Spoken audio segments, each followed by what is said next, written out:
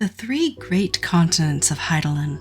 Situated in Hydaelyn's northern hemisphere and stretching from the polar region almost to the equator, the three great continents consist of Alinard in the west, Ilsabard in the north and center, and Authard in the east.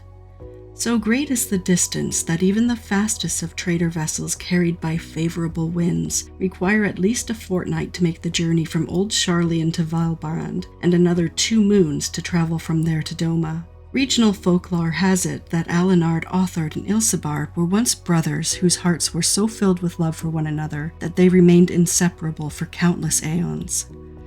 One day, however, did the brothers Authard and Ilsabard grow jealous of Alinard, for, despite being the youngest, he was blessed with the richest of lands. In a violent fit of anger, the brothers pulled themselves away from their younger sibling to where they stand today, Alinard's outstretched hand clinging to Ilsabard's coattail in one last final effort to bring him back. Aldenard. Westernmost of the three great continents, Aldenard is most commonly grouped with Vylbrand, the Seal Dallas, and countless other small islands to form the realm known as Eorzea. Compared to other regions in Hydaelyn, Eorzea is believed to harbor a far greater concentration of ambient aether, making it well suited to maintain a thriving ecological system.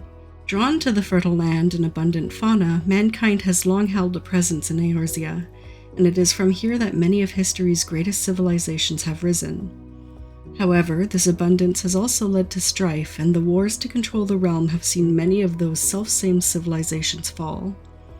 Eorzea is currently governed by 4 independent city-states: Gridania, ruling the interior forests of the Black Shroud, the Sultanate of Ul'dah, ruling the southern deserts of Thanalan, the Holy See of Ishgard, ruling the northern highlands of Korthis, and Limsa Lominsa, ruling Lenosia on the southwestern Isle of Vylbrand, as well as its neighboring seas. Little more than 2 decades ago, there was an additional pair of city-states which shared Eorzea with the aforementioned 4, Sharlayan and Alamigo. The former, however, was abandoned by its inhabitants out of fear when the Garlean Empire invaded Aldenard from the north and occupied Alamigo. Ilsabard. Positioned between Aldenard and Authard, the continent of Ilsabard is characterized by extreme temperatures and unpredictable weather. The northern territories located beyond Ilsabard's dividing central mountain range are oft regarded as some of the harshest environments on Hydaelyn, with several coastal communities made to endure unforgiving storms in the summer and frozen seas in the winter. This has ultimately impeded the advancement of civilization, forcing people to instead exhaust their resources to simply survive.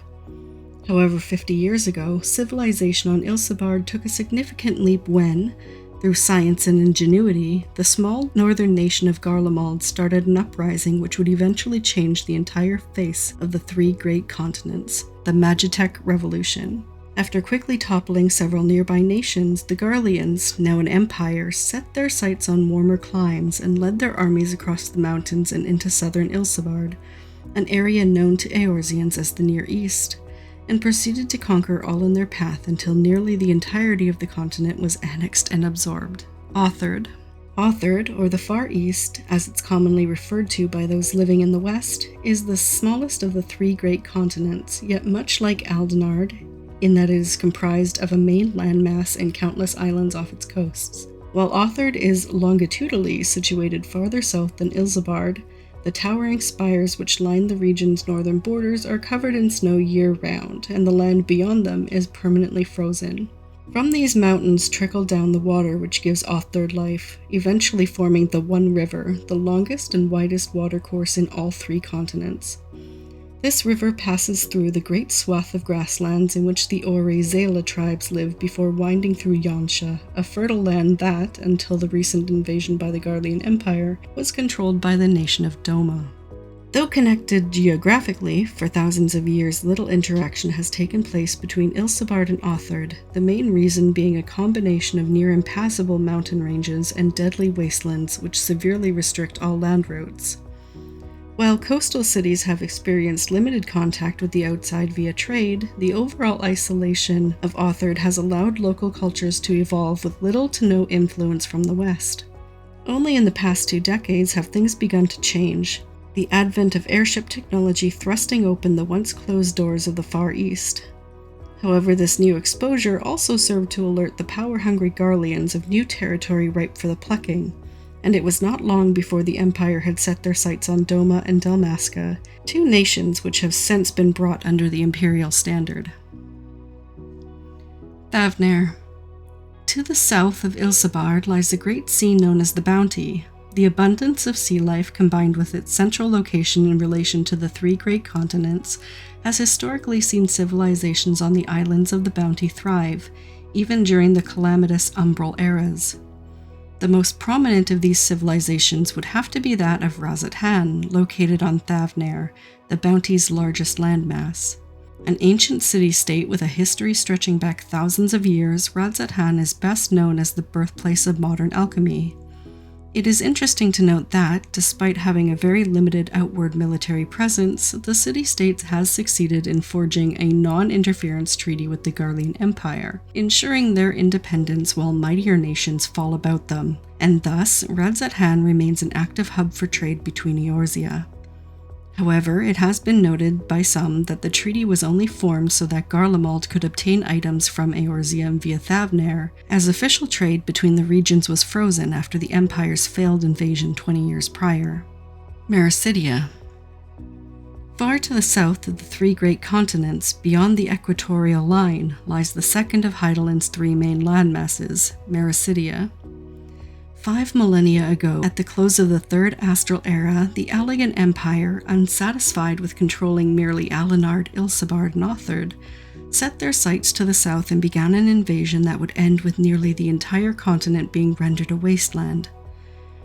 While some areas remain uninhabitable even today, those which have been repopulated remain recluse and very rarely welcome contact with the civilizations of the Northern Hemisphere, oftentimes attacking any who approach, whether it be by sea or by air. Because of this, very little of the region is known, including the most basic of geographical information. The Northern Empty.